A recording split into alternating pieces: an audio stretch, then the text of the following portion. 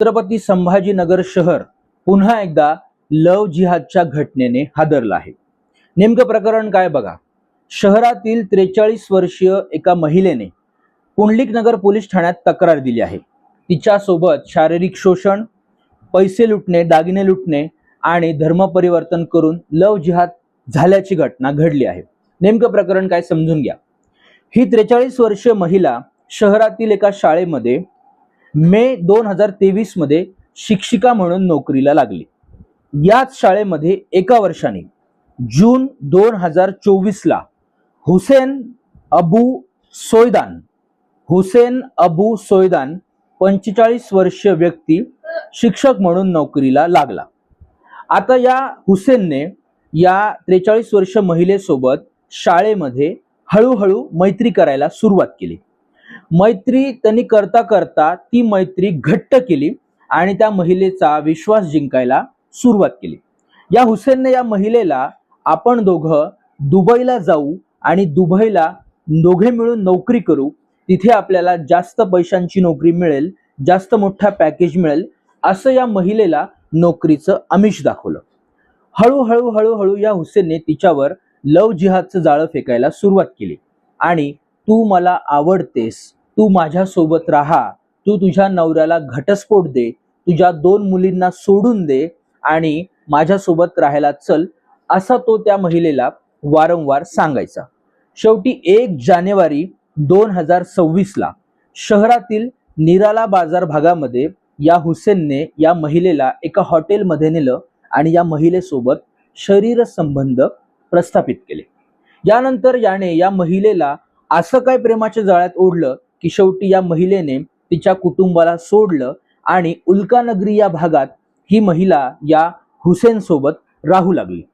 आता हे सगळं झाल्यानंतर या हुसेनने तुला जर दुबईला नोकरी करायची असेल तर तुला मुस्लिम धर्म स्वीकारावा लागेल अशी अट घातली, त्याशिवाय तुला नोकरी मिळणार नाही, असा तो तिला वारंवार दबाव टाकत होता।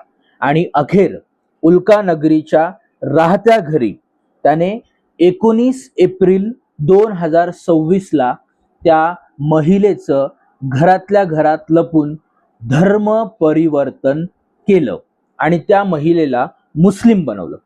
आता त्या महिलेचा विश्वास जिंकला तर त्याने होताच, मग त्याने सांगितलं 20 एप्रिल 2026 ला त्याने त्या महिलेला सांगितलं की आपल्याला दुबईला जाण्यासाठी पासपोर्ट आणि अनेक गोष्टींची आवश्यकता आहे, त्यासाठी आपल्याला पैसे लागतील, तर तू मला तुझ्या जवळचे दागिने दे।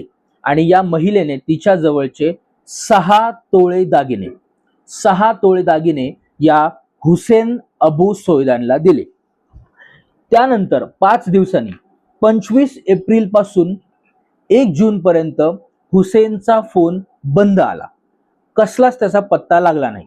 ज्यावेळी महिलेने चौकशी केली, तिच्यासोबत तिची फसवणूक झाली आहे हा प्रकार समजल्यानंतर तिने सर्वप्रथम क्रांती चौक पोलीस ठाण्यात तक्रार नोंदवली, पण पोलिसांनी तिची तक्रार घेतली नाही।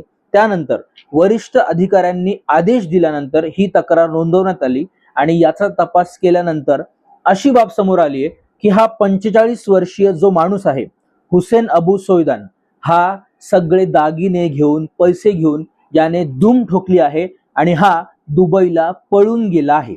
याने या महिलेची फसवणूक केली आहे, लूट केली आणि तिला वाऱ्यावर सोडून निघून गेलाय। हे सगळं झाल्यानंतर त्या महिलेला कळलं की तिचं शारीरिक शोषण झालं, तिचं आर्थिक शोषण झालं, तिचं धार्मिक शोषण झालं, तिचं मानसिक शोषण झालं। तर मंडळी, या घटनेमुळे पुन्हा एकदा शहरात खळबळ माजली आहे। मंडळी, माझ्याकडून, आमच्या देवगिरी मराठीकडून तुम्हा सगळ्यांना, विशेष करून माझ्या माता भगिनींना एक कळकळीचं आव्हान आहे। बहिणींनो, मातांनो, तुम्ही कुठे जर नोकरी करत असाल, शिक्षण घेत असाल, तर तुम्हाला कुठला व्यक्ती तुमचा विश्वास संपादन करून, तुमच्याशी मैत्री साधून, तुमच्याशी जवळीक साधून जर तुमचं प्रेम जिंकण्याचा प्रयत्न करत असेल तर वेळीच सावध व्हा। तो व्यक्ती तुमच्यावर प्रेम करत नाही, तुमच्यावर खोटं प्रेम करून तुमचे पैसे लुटतो, तुमचं शारीरिक शोषण करतो आणि तुम्हाला धर्म परिवर्तन करण्यासाठी दबाव टाकतो आणि बहुधा धर्म परिवर्तन करून त्यानंतर तुम्हाला तो वाऱ्यावर सोडून निघून जातो आणि तुमचं आयुष्य बर्बाद करतो. या अशा घटना झाल्यानंतर विचार करा की लग्न झालेल्या स्त्रीने जर असा प्रकार केला तर तिच्या मुलाबाळांकडे कोण बघेल, आणि अविवाहित स्त्रीने असं केलं तर समाजात तिच्या आई वडिलांना तोंड दाखवायला देखील जागा राहील का? म्हणून अशा फालतूच्या मूर्ख गोष्टींमध्ये फसू नका, अशा भूलथापांना बळी पडू नका. अशी जर घटना तुमच्या सोबत घडत असेल, तुमच्या ऑफिसमध्ये, शाळेमध्ये, कॉलेजमध्ये जर तुम्हाला कोणी धर्म परिवर्तन करण्यासाठी, खोटं प्रेम करण्यासाठी दबाव टाकत असेल तर वेळीच सावध व्हा. तुमच्या आई वडिलांना सांगा, गरज पडल्यास पोलीस ठाण्यात जा, तक्रार करा आणि स्वतःचं आयुष्य वाचवा. भेटूया पुढच्या व्हिडिओमध्ये.